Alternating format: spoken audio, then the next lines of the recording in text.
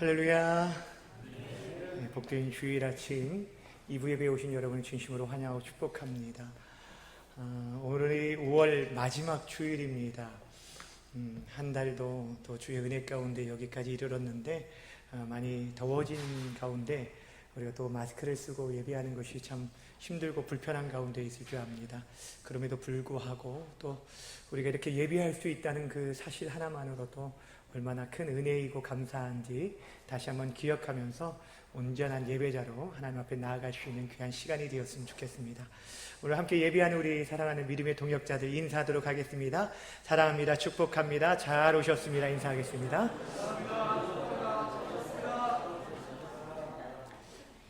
이제 우리 마음을 정돈하시고 영과 진리로 살아계신 하나님 앞에 예배하며 나아가겠습니다.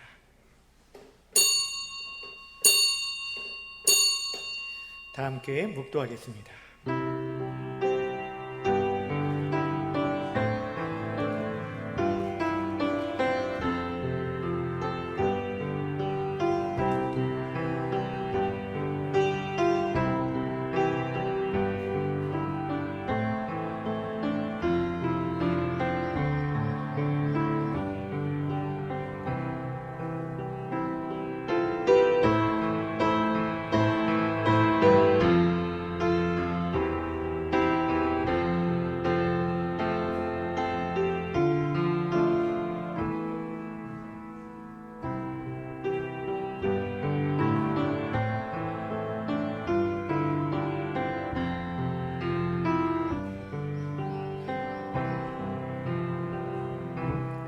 내가 확신하노니 사망이나 생명이나 천사들이나 권세자들이나 현재일이나 장래일이나 능력이나 높음이나 깊음이나 다른 어떤 피조물이라도 우리를 우리 주 그리스도 예수 안에 있는 하나님의 사랑에서 끊을 수 없으리라. 아멘. 살아계신 하나님 아버지, 은혜와 사랑에 감사를 드립니다. 지난 한 주간도 주의 사랑하는 성도들을 지켜보아 주시고 그 은혜 안에 날개 안에 품어 주셨다가 오늘 거룩한 주일 주님 앞에 나와 예배할 수 있도록 도와주신 것 감사합니다. 하나님, 우리가 부족하고 연약한 가운데서도 우리가 확신하는 것은 하나님의 그 사랑에서 우리를 그 어떤 것도 끊을 수 없을 것을 믿기에 오늘도 믿음으로 주님 앞에 나왔습니다. 주의 보혈로 우리를 정결케 하시고 이 가운데 임재하셔서 하늘의 귀한 만나와 하늘의 귀한 상급과 하늘의 귀한 양식으로 주의 사랑하는 백성들을 먹여주시고 입혀주시길 원하며 기도합니다. 하나님 아버지, 우리 마음이 주리고 목마름으로 주님 앞에 나왔사오니 한 사람도 거저왔다 가지 않도록 도와주시고 주께서 예비하신 귀한 은혜로 채워주시는 복되고 귀한 시간만 되어줄 수 있도록 인도하여 주옵소서. 모든 예배의 시종을 주님께 의탁드리며 살아계신 예수님의 이름으로 감사하며 기도하옵나이다. 아멘. 다 같이 일어나셔서 찬송가 15장 함께 찬양하겠습니다.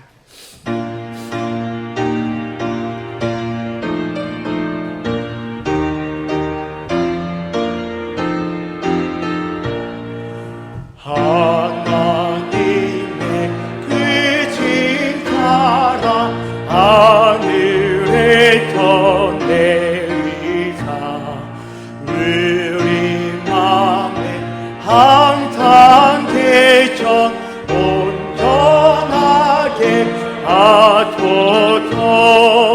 우리 주는 자비하사 사랑과 하시니 두려워서 떠는 자를 구원하여 주소서. 걱정 근심 많은 자를 성령 감화하시며 복과 은혜 사랑받아 평안하게 하소서. 점과 끝이 되신 주님 항상 인도하셔서 마귀 유혹 받는 것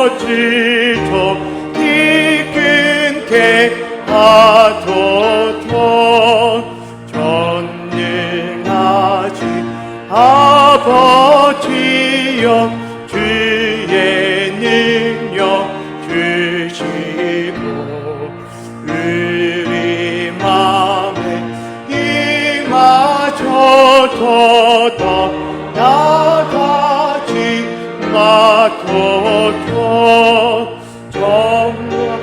영광 항상 돌려 천사처럼 섬기며 주의 사랑 영영토록 찬송하게 하소서. 우리들이 거듭나서 의미 없게 하시고 주의 크신 구원 받아 온전하게 하소서. 영광에서 영광을 천국까지 이르러 크신 사랑 완벽하여 경배하게 하소서.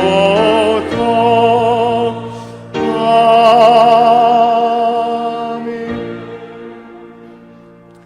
지난 주간 우리의 삶을 돌아보면서 거룩하고 존귀하신 하나님 앞에 예배하기 합당하지 못한 우리 모든 죄와 허물들을 이 시간 자백하며 회개하며 믿음으로 나아가길 원합니다. 하나님의 은혜 없이는 우리가 설 수 없는데, 주의 보혈 아니고서는 우리가 예배할 수 없는데, 하나님 다시금 우리를 십자가 앞에 서게 하시고 그 보혈로 우리를 정결케 하셔서 온전한 예배자로 하나님 앞에 설 수 있게 해달라고 이 시간 우리 함께 기도하며 나아갑니다. 좋으신 하나님 아버지, 참으로 고맙고 감사함을 드립니다. 하나님 아버지, 지난 주간 우리의 삶을 지키시고 보호하시고 인도하여 주시고 이끌어 주신 것 고맙고 감사함을 드립니다. 연약하고 부족한 가운데 있었지만 하나님 아버지, 주께서 우리를 오늘도 이 예배의 자리로 불러주신 것 감사합니다. 감히 설 수 없는 인생들입니다. 하나님 앞에 하나님 아버지 내세울 것이 아무것도 없는 인생들입니다. 주의 보혈로 우리를 용납해 주시고 이끌어 주시고 용서해 주시고 사랑으로 여기까지 인도해 주시고 고맙고 감사합니다. 다 할 수 없는 말할 수 없는 그 크신 은혜와 사랑에 더욱더 감사함으로 우리 자신들을 온전히 내어드릴 수 있는 주의 거룩한 백성들이 다 될 수 있도록 인도하여 주옵소서. 오 하나님 아버지, 이 시간 우리 가운데 주님 임재하셔서 영광 받아주시길 원합니다. 우리에게 찾아오셔서 말씀해 주시길 원하며 기도합니다. 하나님 아버지, 주의 은혜와 주의 사랑을 기억하며 믿음으로 나온 모든 심령들 가운데 한량없는 은혜와 사랑들을 부어주시고 나타내 주셔서 온전한 예배자로 하나님 앞에 설 수 있는 우리 모두가 될 수 있도록 인도하여 주옵소서. 하나님 아버지, 한 심령도 거저왔다 가지 않도록 여호와 하나님 아버지 붙잡아 주시고, 우리가 하나님 아버지 주님을 찾고 찾을 때 주께서 친히 만나 주시고 하나님 말씀하여 주시고 우리의 심령과 우리의 영혼과 우리의 마음들을 열어주심으로 말미암아 하나님 기뻐하시는 거룩한 주의 백성들이 다 될 수 있도록 인도하여 주옵소서. 함께하여 주옵소서. 홀로 영광 받아 주시옵소서. 말씀을 이 모든 말씀 살아계신 예수님의 이름으로 감사하며 기도하옵나이다. 아멘. 성시교독 시간입니다. 교독문 12번, 제12번 10편 19편입니다. 성시교독 12번입니다. 10편 19편 말씀입니다. 하늘이 하나님의 영광을 선포하고 날은 날에게 말하고 밤은 밤에게 지식을 전하니 언어도 없고 말씀도 없으며 들리는 소리도 없으나 여호와의 율법은 완전하여 영혼을 소성시키며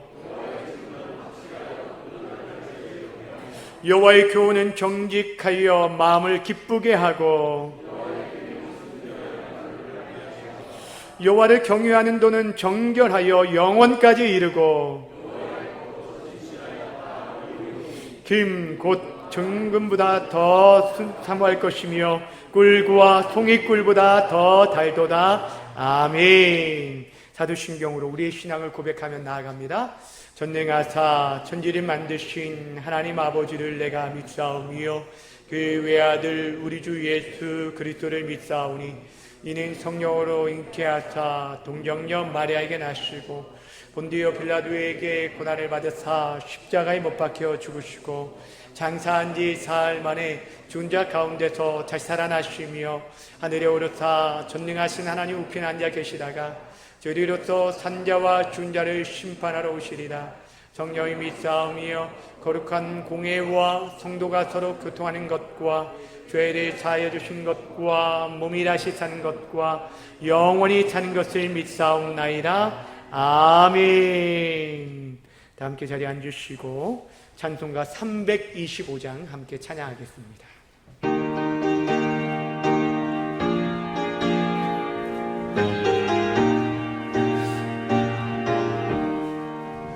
예수가 함께 계시니 희영이 온나 거겁네. 기쁨의 근원 되시니 예수를 위해 삽시다. 날마다 주를 섬기며 언제나 주를 기리고 그 사랑 안에 살면서 딴 길로 가지 맙시다. 이체 장차는 동안에 주 이름 전파하면서 무한한 복락 주시는 예수를 위해 삽시다.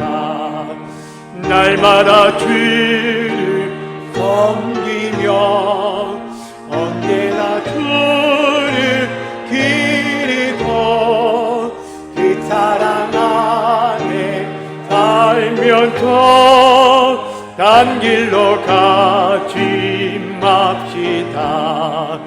이 세상 친구 없어도 예수는 나의 친구니 불의한 일을 버리고 예수를 위해 삽시다. 날마다 주를 섬기며 언제나 주를 기리고 그 사랑 안에 살면서 딴 길로 가지 맙시다. 주께서 심판하실 때 잘했다 칭찬하리니 이러한 상급 받도록 예수를 위해 삽시다. 날마다 주를 섬기며 언제나 주를 기리고 그 사랑 안에 살면서 딴 길로 가지 맙시다. 아멘. 이 시간 다 함께 기도하실 때 윤영국 장로님 기도 인도해 주시겠습니다.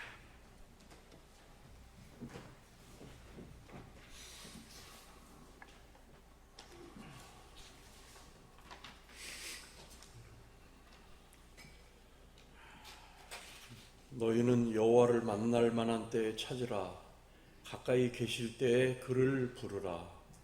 하나님 아버지, 오늘 예배를 통하여 우리의 죄와 허물이 주님 앞에 낱낱이 드러나게 하시고 회개하는 마음을 허락하여 주셔서 죄 용서함 받고 하나님께만 영광 돌리는 예배자가 되게 하여 주시옵소서. 매일 하나님의 영이 살아계심을 깨닫게 하시고 우리의 삶이 늘 주님의 보호하심 가운데 있음을 기억하고 늘 감사하고 기뻐하는 찬양자의 삶을 영위케 하여 주옵소서. 그래서 세상에 믿지 않는 자들과 믿음이 연약한 자들에게 삶의 위로가 되게 하시고 나침판이 되고 희망이 되게 하여 주옵소서. 주님, 세상은 갈수록 말씀의 마지막 때를 보는 듯 악하게 변해가고 한 치 앞도 알 수 없는 불안한 미래가 예측되지만 주님만으로 만족하는 저희들 되게 하여 주옵소서. 하나님, 이 나라 대한민국을 기억해 주옵소서. 주님이 세우신 이 대한민국이 국론이 분열되고 정치와 경제, 국가 재정이 파탄나고 법 기준도 올바르지 않은 혼란된 상황이 지속되는 중차대한 기로에 서 있사오니 우리 믿는 자들이 먼저 하나님께 구원의 손길을 간구하는 자들 되게 하여 주옵소서. 하나님, 송탄중앙교회를 기록하여 주옵소서. 이 터에서 믿음의 가정들이 대를 이어가게 하시고 선교와 전도에 헌신하는 성도들 되게 하시고 마지막 때까지 말씀을 굳게 붙들고 주님의 복을 전달하는 이 지역의 복의 근원이 되게 하여 주시옵소서. 오늘 목사님 말씀 가운데 은혜 받게 하시고 말씀을 더욱 사모하며 위로받는 귀한 시간 허락하여 주시옵소서. 예배 가운데 함께 하시어 우리의 예배가 신령과 진리로 드리는 예배 되게 하옵소서. 예수 그리스도의 이름으로 기도드리옵나이다. 아멘.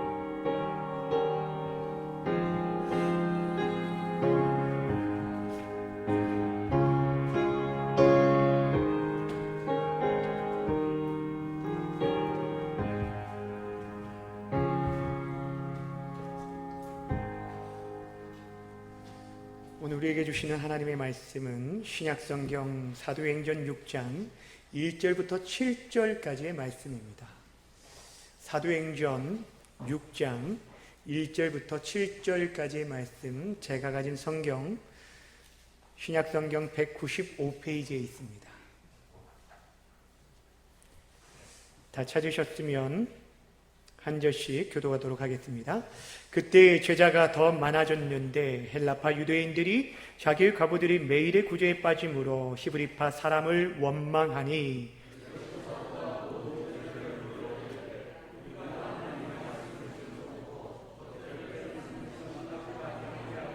형제들아, 너희 가운데서 성령과 지혜가 충만하여 칭찬받는 사람 7을 택하라. 우리가 이 일을 그들에게 맡기고 온 무리가 이 말을 기뻐하여 믿음과 성령에 충만한 사람 스데반과 또 빌립과 브루노고와 니가노르와 디몬과 바메나와 유대교에 입교했던 안디옥 사람 니골라를 택하여 함께 봅니다. 하나님의 말씀이 점점 왕성하여 예루살렘에 있는 제자의 수가 더 심히 많아지고 허다한 제사장의 무리도 이 두에 복종하니라. 아멘. 이 시간 할렐루야 찬양대 찬양으로 하나님께 영광 돌리겠습니다.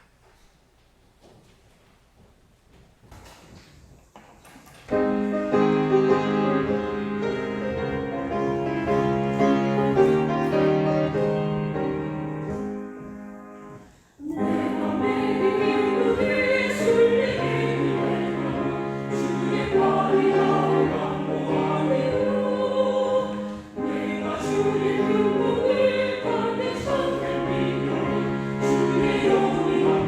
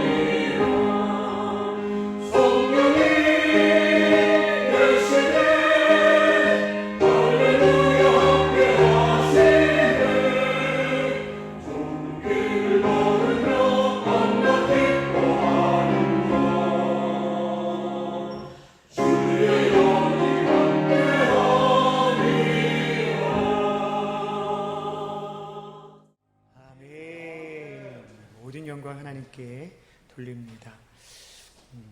우리 할렐루야 찬양대 이제 3개월 만에 다시 이 자리를 앉고 이 앉아서 찬양하는 모습을 보니까 너무 감사하고 고맙습니다.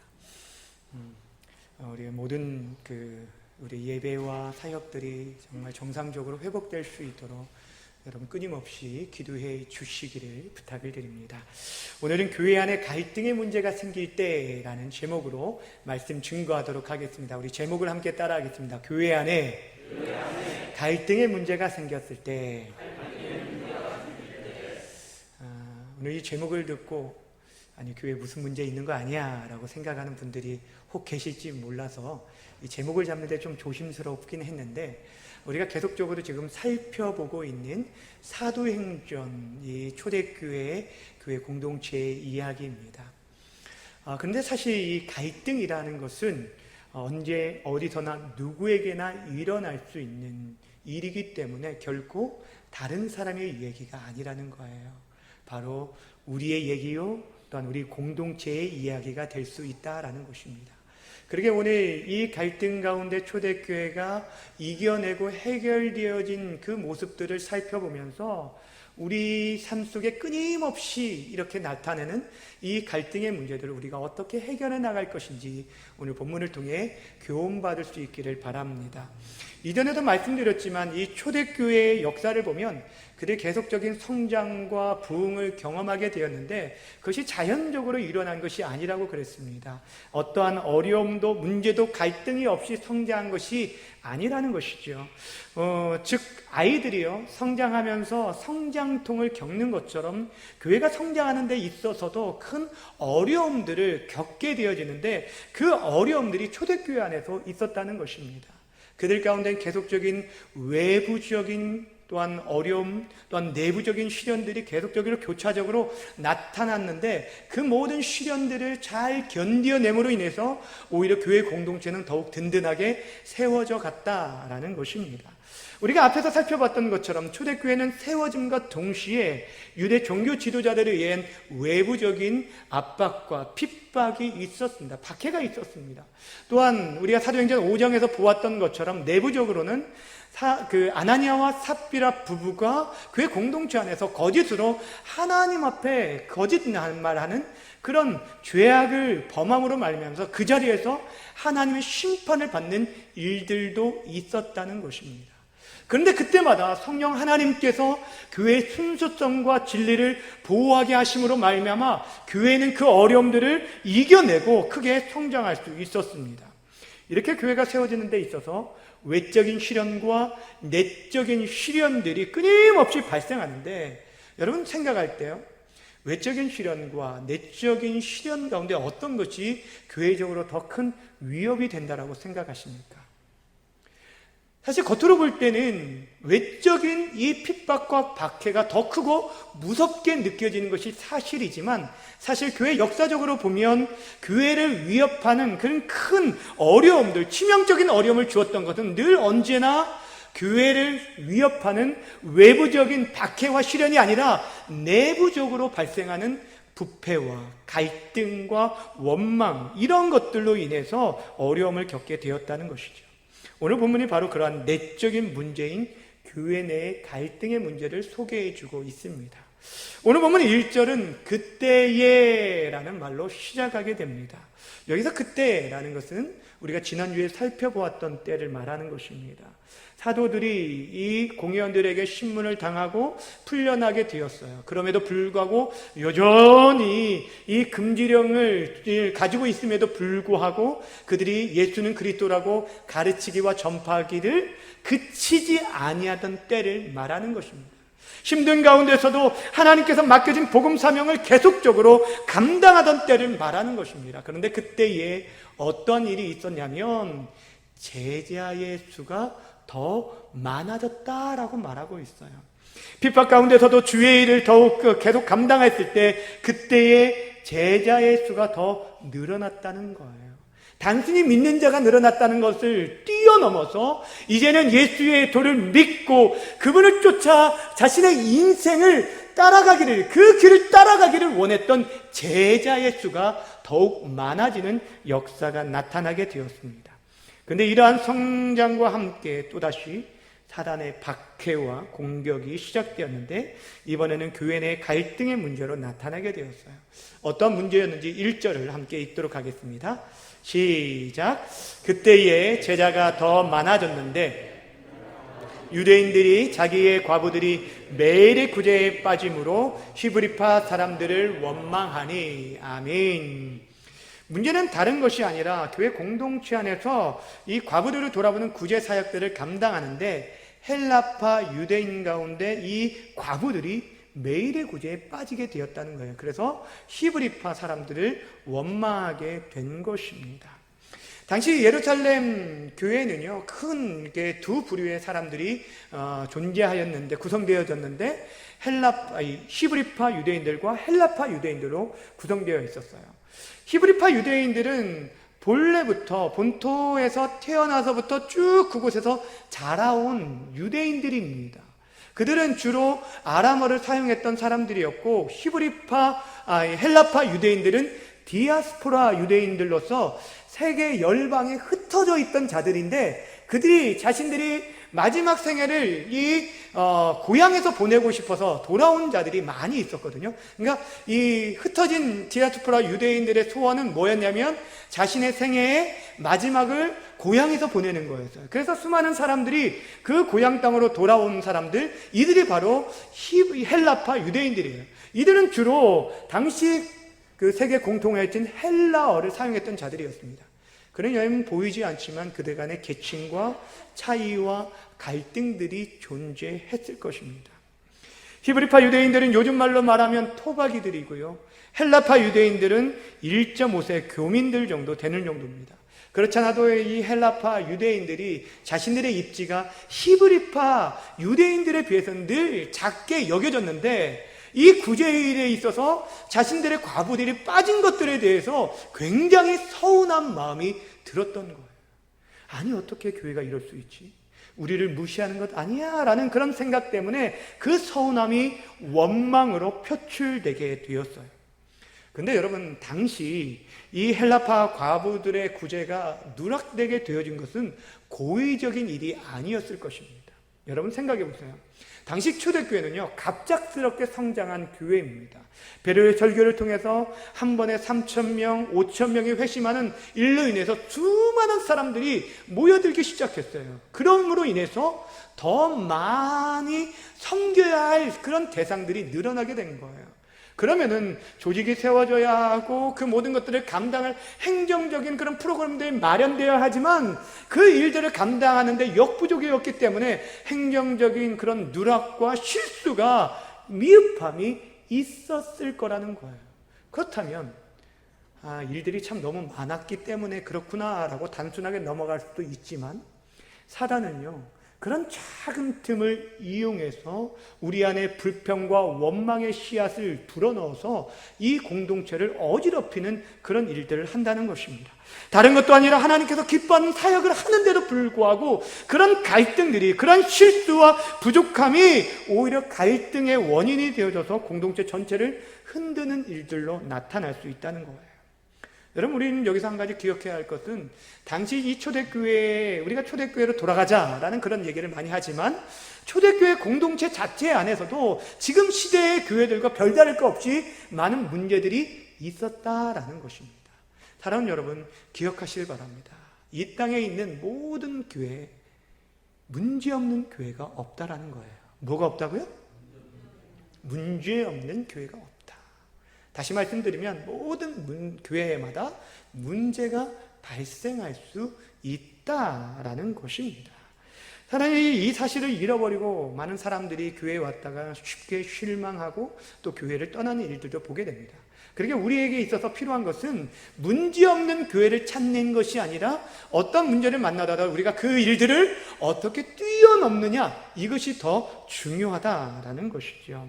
유명한 예가 있습니다. 어떠한 사람이 이 스펄전 목사님에게 와서 이런 질문을 했어요. 목사님, 혹시 주위에 문제없는 교회가 있으면 저에게 좀 소개시켜 주십시오. 제가 가는 교회마다 문제가 심해서 도저히 다닐 수가 없어서 계속 옮겨 다녔습니다 라고 말했다는 것입니다. 이 스펄전 목사님이 한참 생각하다가 조심스럽게 얘기를 꺼냈어요. 그런 교회가 내가 아는 교회가 하나 있긴 있는데 당신을 소개해 주기가 좀 그렇습니다 라고 말하더라는 거예요. 아니 왜 그렇습니까? 라고 물었더니 목사님께서 뭐라고 말씀하셨냐면 당신이 그 교회에 들어가는 순간 그 교회는 어떤 교회가 된다고요? 문제 있는 교회가 됩니다 라고 얘기했다는 거예요. 무슨 말씀이냐면 그 핵심은 문제의 원인이 다른 어떤 곳에 있는 게 아니라 누구에게 있다는 거예요? 우리 자신에게 있다는 걸 말해주고 있는 거예요. 죄인된 인생들이 모인 공동체 안에는요, 어디든지 언제든지 문제가 발생할 수 있다는 것입니다. 자, 그렇다면 교회 안에서도 일어날 수 있는 이런 갈등과 원망의 문제들을 우리는 과연 어떻게 해결해야 하겠습니까? 오늘 우리가 본문 말씀을 통해서 초대교회가 이 문제를 어떻게 해결했는지를 바라보면서 크게 세 가지를 통해서 함께 살펴보기를 원합니다. 첫째로 초대교회는 사역으로 인해서 문제가 발생하였을 때 그 사역을 회피하거나 그만두지 않았다라는 사실입니다. 그렇습니다.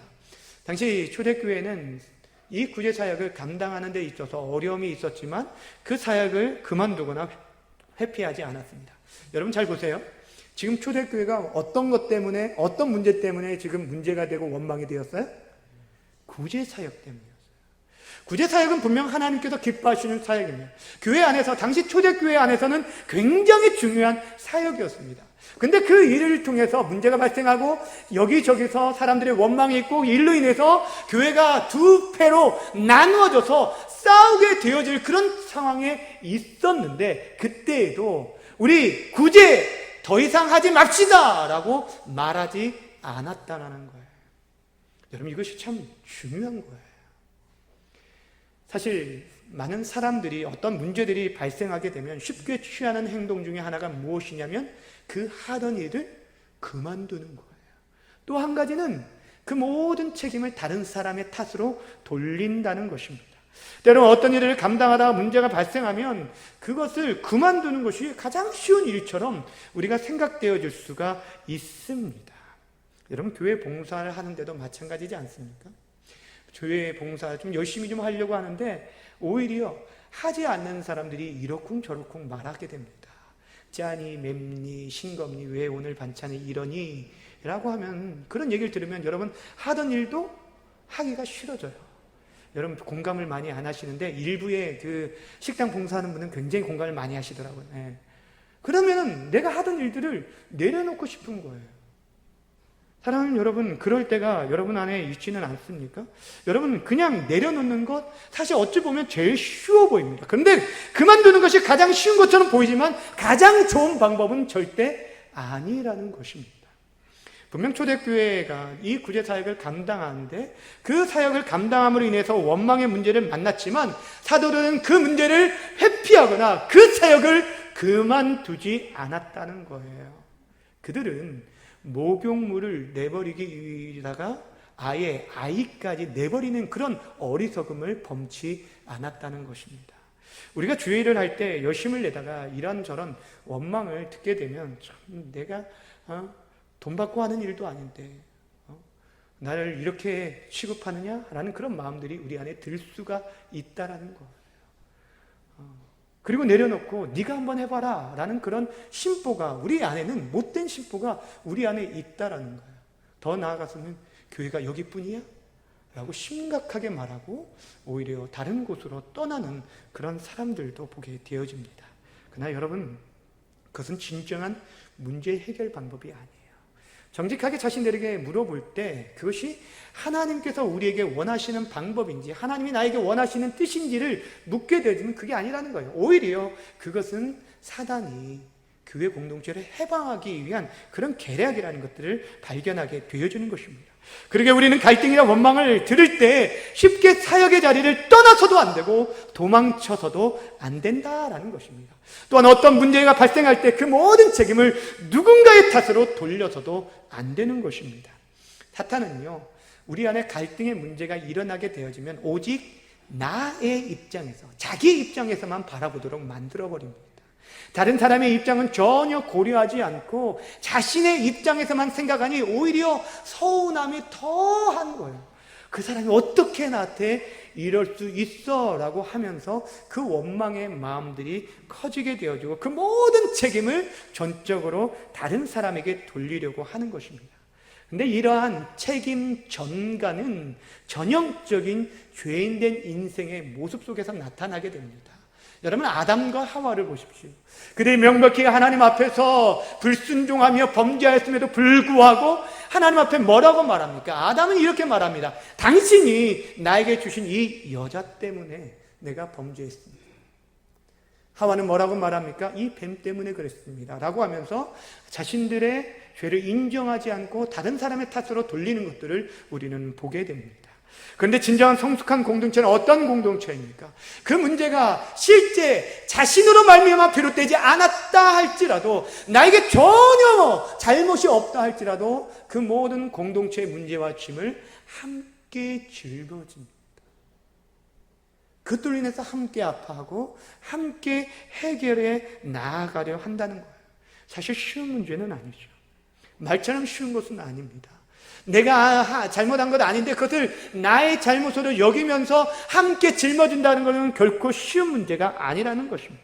그러나 문제가 발생할 때 내가 기도하지 못했기 때문이고, 내가 깨어있지 못했기 때문이고, 내가 더 잘 돌아보지 못했기 때문이고, 내가 꼼꼼하게 살피지 못한 책임이라고 말하면서 모두가 함께 책임의식을 가지고 짊어질 때 그 공동체야말로 진정 주님이 기뻐하시는 예수제자 공동체가 되어지는 것입니다. 또한 그런 공동체가 어떤 어려움을 만나도 넉넉하게 그 어려움들을 이겨낼 수 있다는 것입니다. 그렇게 바라고 원하기는요, 여러분, 우리 공동체 안에 혹 이러한 갈등과 어려움들이 닥쳐지게 된다면, 발생하게 된다면, 여러분, 자리를 뛰고 도망가는 것이 아니라, 회피하는 것이 아니라 오히려 그 자리를 묵묵히 지키면서 또한 함께 짐을 져주는 귀한 성숙한 공동체가 다 되어지길 주님의 이름으로 축원합니다. 두 번째, 교회 안에 문제가 발생될 때 초대교회가 어떻게 행동합니까? 그 문제를 함께 감당할 귀한 동역자들을 세우게 되었습니다. 3절 말씀 함께 읽겠습니다. 3절입니다. 시작. 형제들아, 너희 가운데서 성령과 지혜가 충만하여 칭찬받는 사람 7을 택하라. 우리가 이 일을 그들에게 맡기고. 아멘. 사도들은 이 문제를 해결하기 위해서 2절에 보시면 모든 제자들을 다 모습니다. 그리고 그들에게 한 가지 제안을 하게 됩니다. 너희 가운데 성령과 지혜가 충만하고 칭찬받는 사람 7을 택해라. 그러면 그들에게 우리의 그 사역들을 위임하겠다라고 말하게 됩니다. 그리고 이 얘기를 들은 무리들이 기뻐함으로 하나님 그러한 사람들을 세우게 되는데 7명의 사람을 세우는데 5절에 기록된 것처럼 우리들이 잘 알고 있는 소위 초대교회 7 집사가 그렇게 세워지게 됩니다. 이들은 어떤 일들을 감당하냐면 사도들이 지금 짊어지고 있는 그 짐들을 여러 가지 사역 가운데 구제이한 사역들을 그들이 대신 짊어지고 감당함으로 말미암아서 교회 안에 있었던 그 여러 가지 문제들, 그 갈등의 문제들이 해소되어지고 평안을 되찾게 되었다라는 것입니다. 다시 말씀드리면 문제가 발생했을 때 그 문제를 그만둔 것이 아니라 오히려 그 일들을 함께할 동역자들을 찾고 세우게 되어진 거예요. 오늘 본문에서 사도들이 7 집사를 세운 것은 출애굽기에서 모세가 이스라엘 백성의 지도자를 세운 일들과 아주 흡사합니다. 출애굽기 18장에 보면요, 출애굽한 이스라엘 백성들이 자신들에게 문제가 발생하면 누구 앞에 그 문제를 가지고 나왔어요? 처음에 모세 앞에 가지고 나왔어요. 모세가 모든 사람들이 하나하나 다 일일이 재판해 주었습니다. 그러니 여러분, 아침부터 저녁까지 모세가 혼자 그 일들을 감당하니 모세도 지치고 또한 기다리는 백성들도 지치게 된 거예요.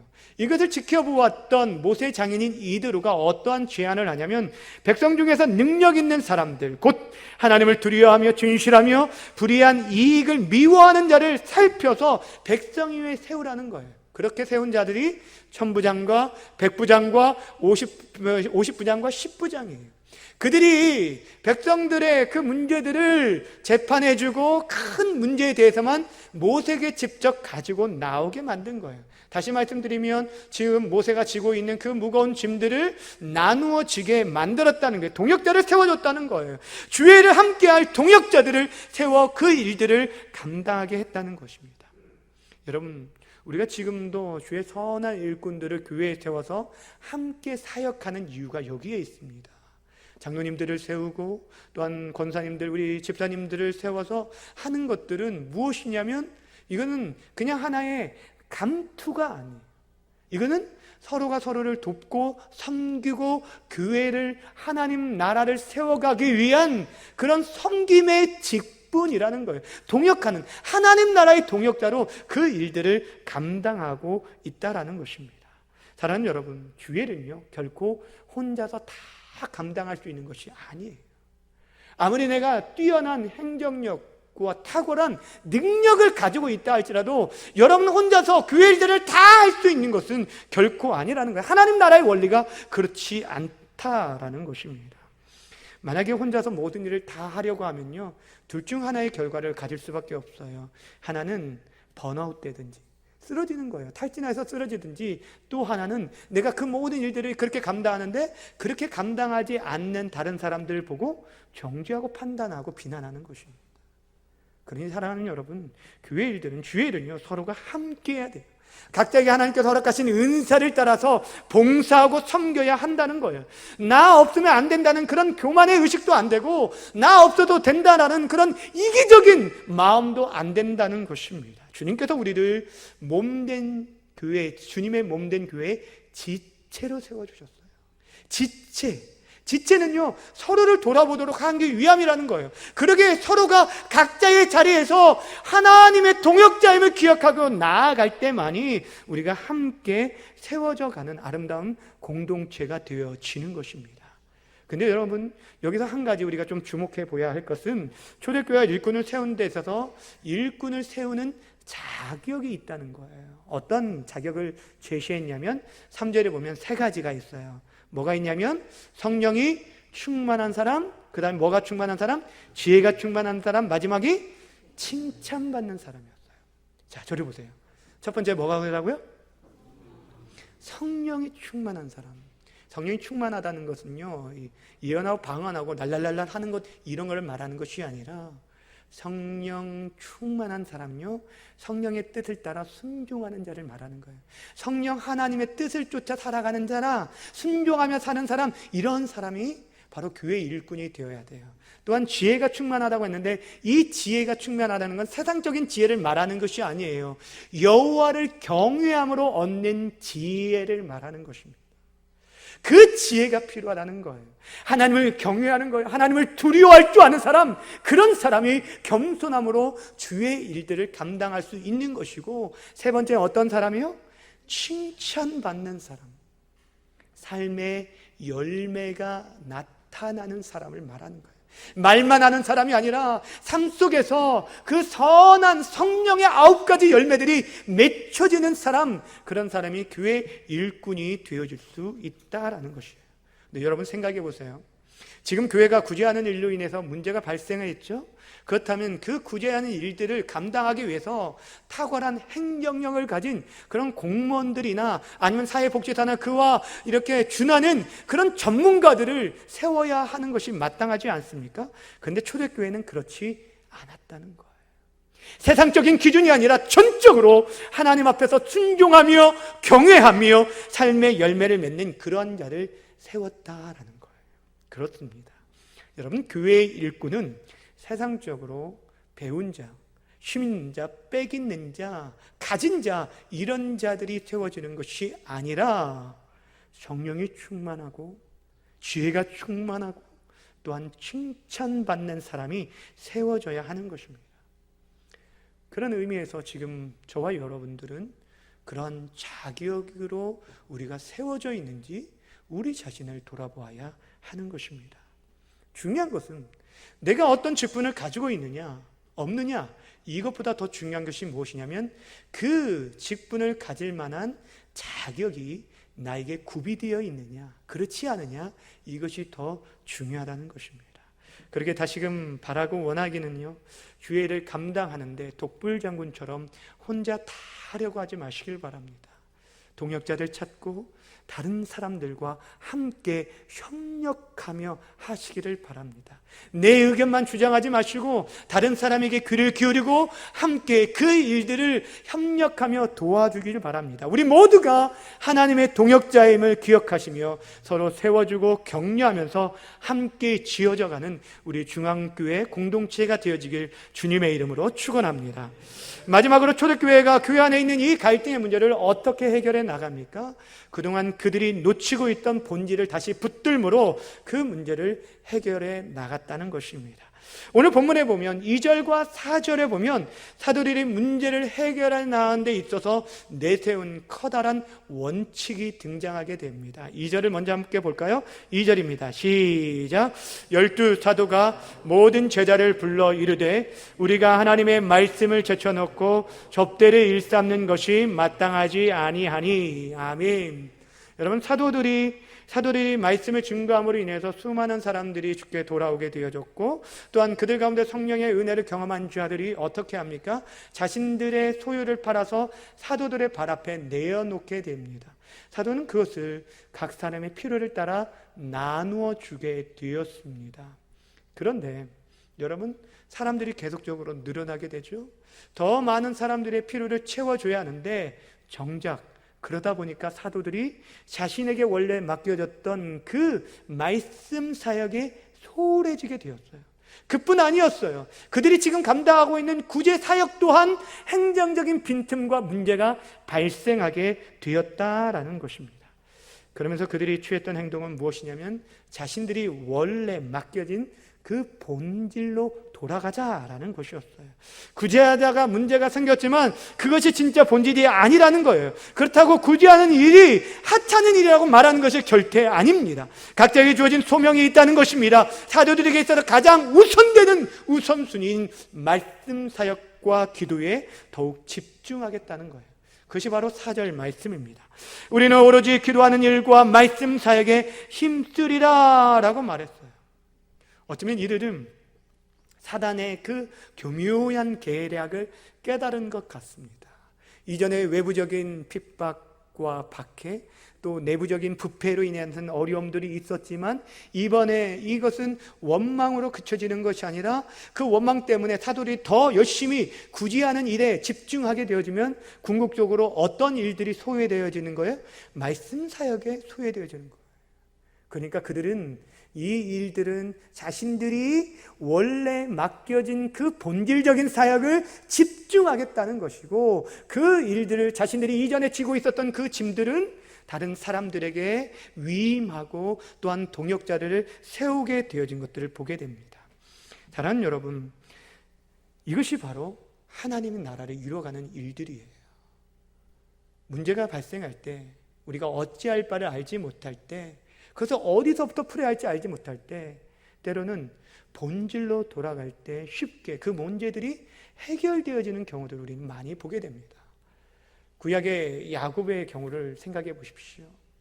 그가 자신의 딸 하나가밖에 없는데 강간을 당하고, 또 그 일로 인해서 그의 아들 시몬과 레이가 그 세겜 족속들을 다 사륙함으로 말미암아 주위 가나안 주변의 사람들로부터 완전 포위당하고 어려움 가운데 있을 때, 진퇴양난의 그 위기 가운데 있었을 때 야곱이 선택한 것은 다른 것이 아니었어요. 자신이 처음 자신을 처음 만나주신 하나님을 처음 만났던 곳 그 베델로 올라가는 길을 택합니다. 그리고 그렇게 올라가기로 작정하고 떠났을 때 하나님께서 자신들이 걱정했던 그 모든 것들을 다 해결하시는 것들을 우리는 볼 수가 있습니다. 여러분, 이것이 본질로 돌아가는 자에게 주시는 하나님의 은혜예요. 여러분, 본질로 돌아가는 게 다른 것이 아닙니다. 우리 각자에게 세워진 그 사역의 자리로 돌아가는 것을 말하는 것이고, 우리를 처음 만나 주셨던 그 하나님을 만났던 그 자리로 돌아가는 것을 말하는 것입니다. 우리를 처음 하나님을 만나고 그 은혜를 경험했던 그 자리, 우리의 갈릴리, 우리의 베델, 그곳으로 돌아가라는 거예요. 목사로 처음 임직을 받으면서 서약했던 그 서약을 기억하는 것이고, 장로와 집사와 권사로 임직할 때 다짐했던 그 순수한 열정과 사랑으로 돌아가는 것들을 말하는 거예요. 내가 그때 정말 주님의 사랑 때문에 감격함으로, 내가 남은 생에 주님의 몸된 교회를 위해서 내가 정말 겸손함으로 무릎으로 섬기겠다라고 다짐했던 그때를 말하는 거예요. 내가 주님의 교회를 위해서 이름도 없이 빚도 없이 감사하게 섬기겠다고, 내가 하나님의 미달이 되어 썩어짐으로 내가 섬기겠다고 다짐했던 그때로 돌아가라는 거예요. 그것을 잃어버리니까 저 사람이 나를 알아주네, 안 알아주네, 저 사람이 나를 무시하네, 안 알아주네 하면서 그렇게 갈등하고 어려움을 겪는 거예요. 그것은 본질이 아니에요. 사랑하는 여러분, 우리의 가정들도 마찬가지지 않습니까? 문제없는 교회가 없듯이 문제없는 가정도 없습니다.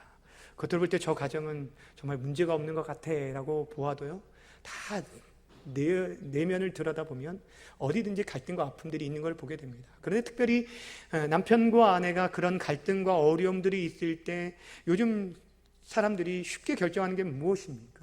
더 이상 얼굴 안 보고 살면 그만이야 라고 생각을 하는 거예요. 그것은 너무너무 쉽게 그 사실들을, 그 사명들을, 그 자리들을 회피하는 거예요. 이혼 도장 꽝 찍으면 끝이다 라고 생각하는 사람들이 많다라는 것입니다. 그러나 여러분, 그것은 결코 하나님이 기뻐하신 방법도 아니고 최선의 선택도 아니라는 것입니다. 그럴 때일수록 어떻게 하라는 거예요? 본질로 돌아가라는 거예요. 처음에 결혼 서약을 할 때 여러분 어떻게 서약을 하셨습니까? 저 사람이 나에게 잘해줄 때만이, 돈 많이 벌어올 때만이, 저 사람이 나를 이렇게 대해줄 때만이 내가 저 사람과 함께 살아주겠습니다 라고 도장을 찍은 사람이 있습니까? 서약한 사람이 있습니까? 그렇지 않지 않습니까? 우리가 첫사랑과 그 첫 감격들을 기억할 때 그때와 같은 뜨거운 마음은 아닐지라도 우리가 그 위기 가운데, 어려움 가운데 어떻게 행동해야 할지를 우리가 알게 되어진다는 것입니다. 그래서 우리가 문제를 만날 때 본질로 돌아가는 것이 너무너무 중요한 것입니다. 오늘 이렇게 사도들이 본질을 붙잡고요, 더욱 기도와 말씀 사역에 전무한 것을 다짐했을 때 오히려 더 큰 하나님의 역사를 그들이 경험하게 되었어요. 7절 말씀 함께 읽어볼까요? 마지막 7절 말씀입니다. 여러분들이 읽겠습니다. 시작.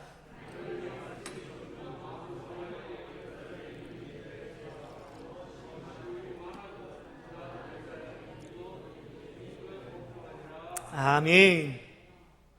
사도들이 본질로 돌아가니까 오히려 말씀 사역은 더 왕성하게 이루어지게 되었고, 제자들이 많아졌는데 1절에서 제자가 많아졌다라고 했는데 여기서는 더 쉼이 많아졌다라고 하면서 하나님의 부흥의 역사를 우리에게 보여주고 있어요. 심지어는 제사장들도 그 도의에 복종하게 되었다는 거예요.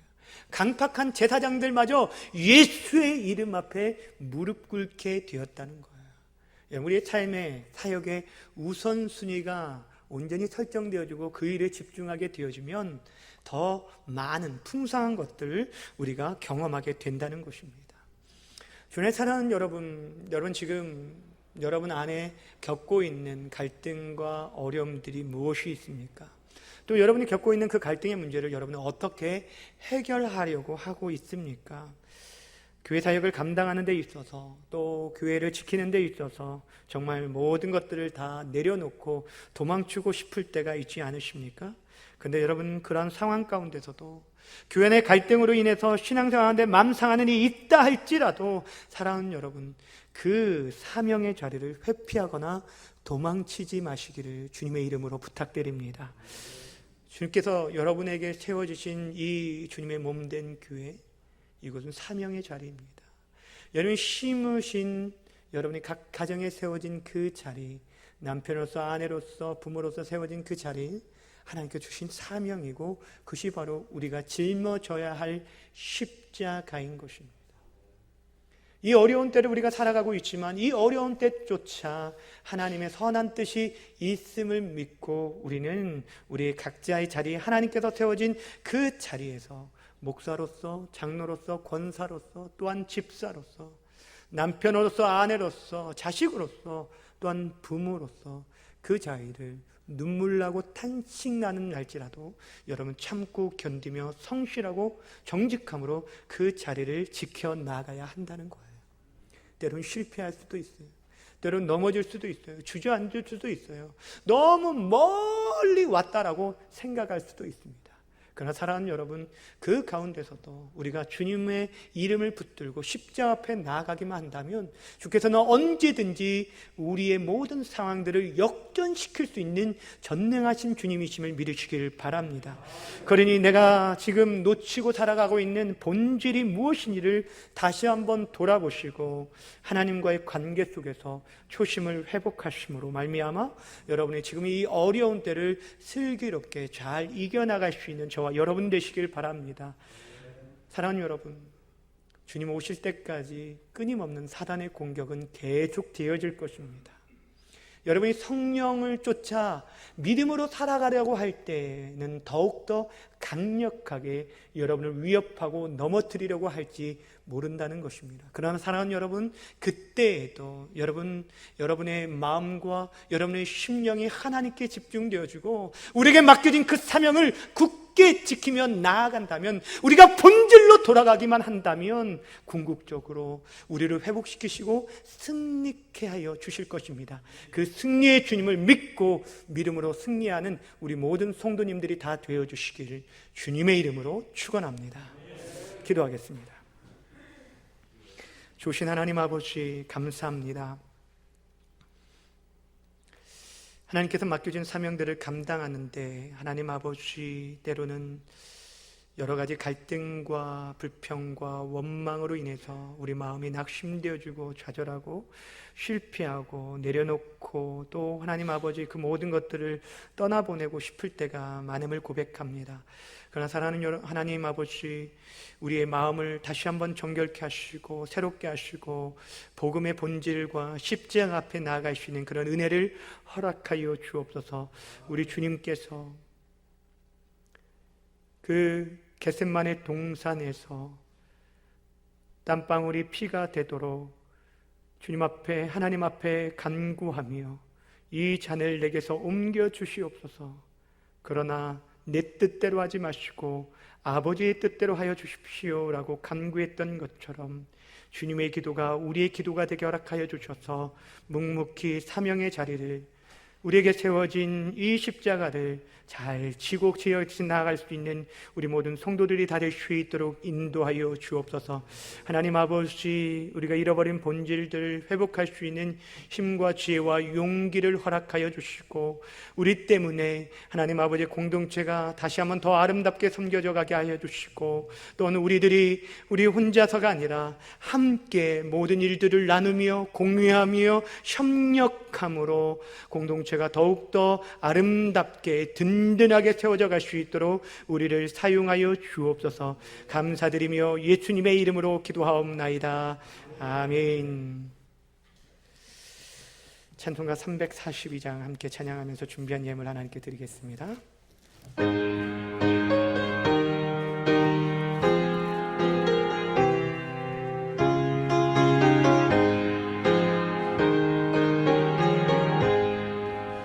너 시험을 당해 죄 짓지 말고 너 용기를 다해 못 물리치라. 너 시험을 이겨 제 힘을 얻고 주 예수를 믿어 늘 승리하라.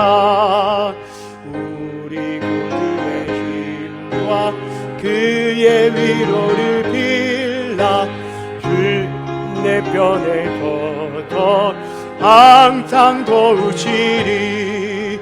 내 친구를 삼가 잘 선택하고 너 연행을 삼가 늘 조심하라. 너 열심을 다해 늘 충성하고 온 정성을 다해 늘 봉사하라. 우리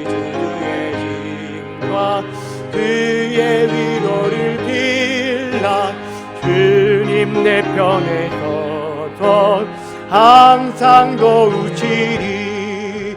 잘 이기는 자니 상 받으리니 너 낙심치 말고 내 구세주 예수 힘 주시리니 주 예수니 승리하라. 우리 구의 힘과 그의 위로를 빌라. 주님 내 편에 서서 항상 도우시리. 아멘. 드리는 예물 위해서 함께 기도하겠습니다. 좋으신 하나님 아버지, 은혜와 사랑에 감사를 드립니다. 하나님, 살아가는 동안 하나님 아버지 시험과 환난이 그치지 않은 가운데 있지만 그럼에도 불구하고 주께서 우리를 하나님 아버지 그까지 포기치 아니하시고 붙들어 주시고 실패한 가운데서도 십자가 앞에 나음으로 다시 한번 새 힘을 얻게 허락하신 것 고맙고 감사함을 드립니다. 하나님 아버지, 주께서 친히 주의 사랑하는 성도들 가운데 함께 하심으로 말미암아 이 어려움의 때를 믿음으로 승리하며 나아갈 수 있도록 도와주시옵소서. 하나님 아버지, 주의 위로하심과 능력으로 하나님 아버지 맡겨진 사명 끝까지 잘 감당하게 허락하시고 무엇보다 정말 하나님 아버지 충성된 일꾼들이 다 되어줄 수 있도록 은혜 허락하여 주옵소서. 하나님 아버지, 우리뿐 아니라 이 땅에 하나님 아버지 모든 교회 공동체 안에 겪어지는 많은 어려움 속에서도 하나님 아버지께서 친히 보호하시고 이끌어 주심으로 인해서 하나님 아버지 주님 오실 때까지 존속하고 주께서 맡겨진 사명들을 잘 감당할 수 있도록 은혜를 베풀어 주시옵소서. 하나님 아버지, 오늘도 주의 은혜에 감사하며 이렇게 예물을 드립니다.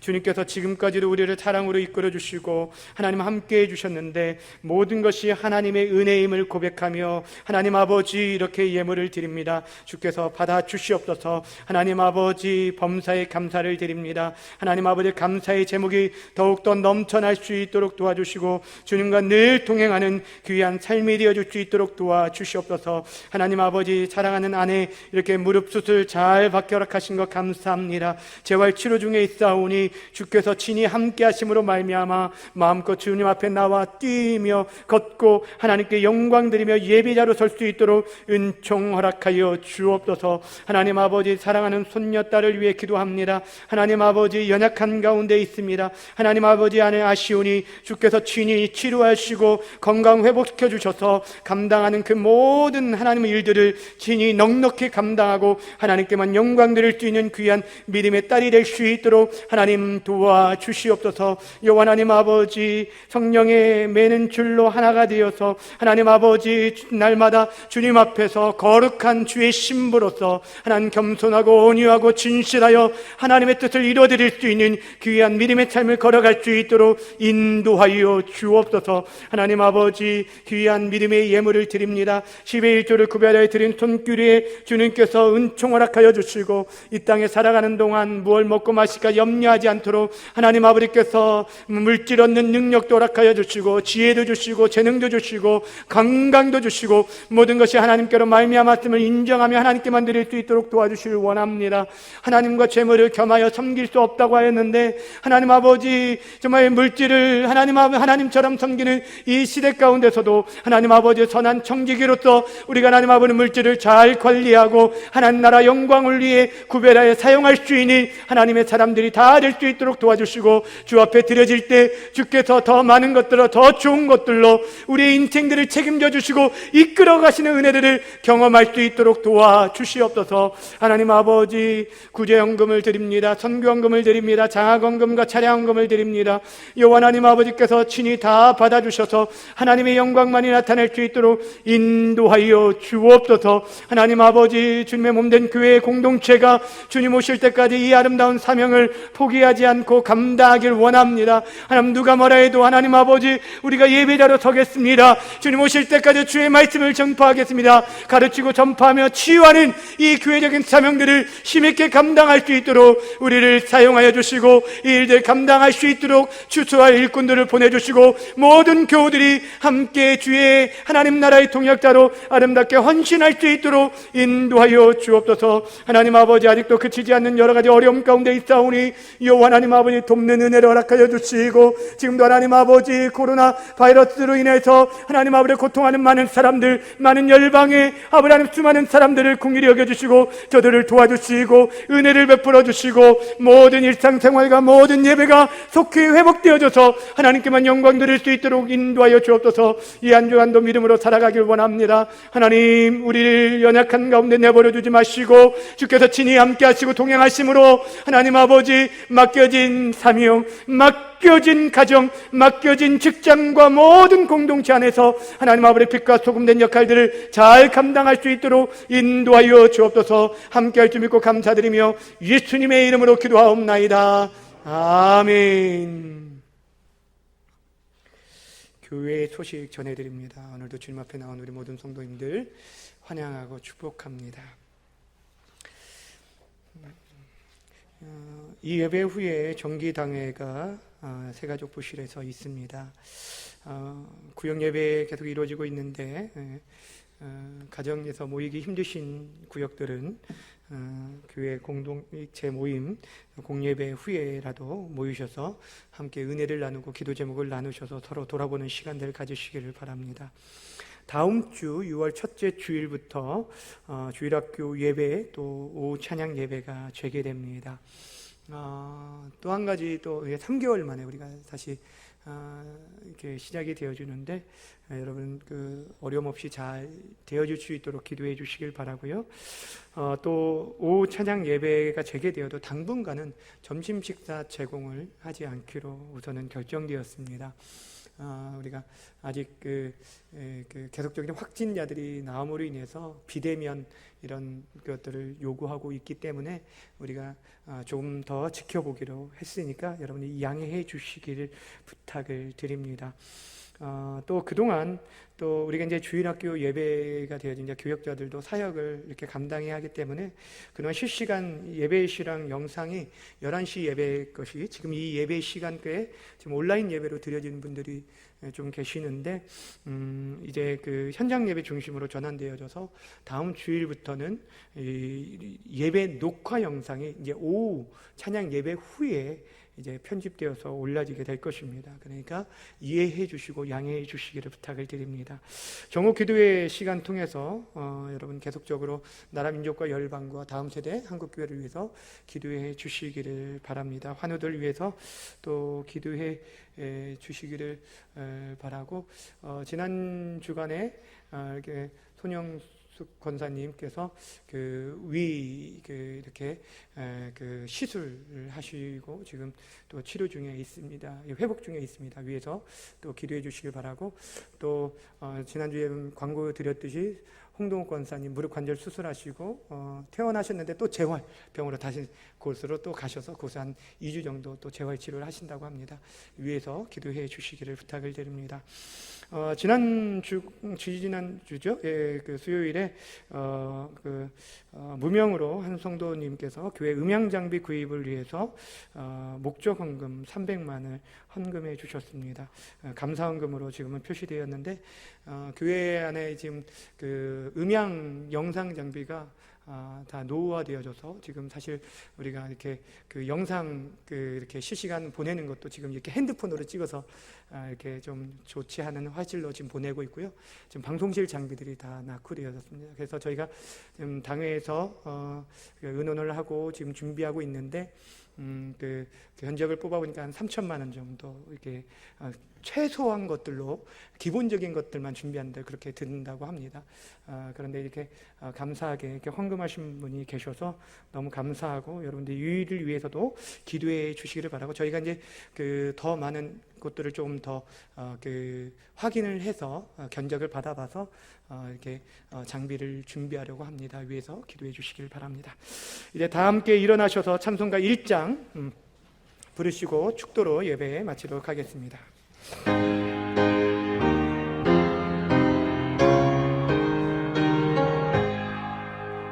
만복된 하나님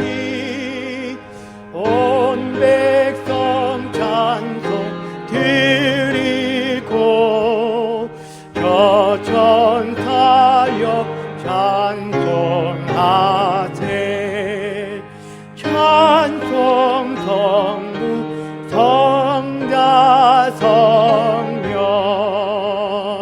아멘.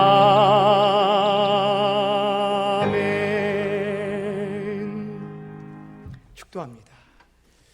이제는 우리 구주 예수 그리스도의 은혜와 하나님 아버지의 극진하신 사랑하심과 성령의 위로교통 충만하심의 역사가 수많은 갈등과 문제 앞에서도 본질을 붙잡고 끝까지 사명 감당하길 원하는 주의 거룩한 백성들 머리 위에 저들의 가정과 직장과 사업장과 자녀손들과 이 재단에 출입하는 모든 심령들과 지금도 여러 가지로 고통하고 힘겨워하는 모든 세계 열방 위에 이제부터 영원토록 항상 함께 있을지어다. 아멘.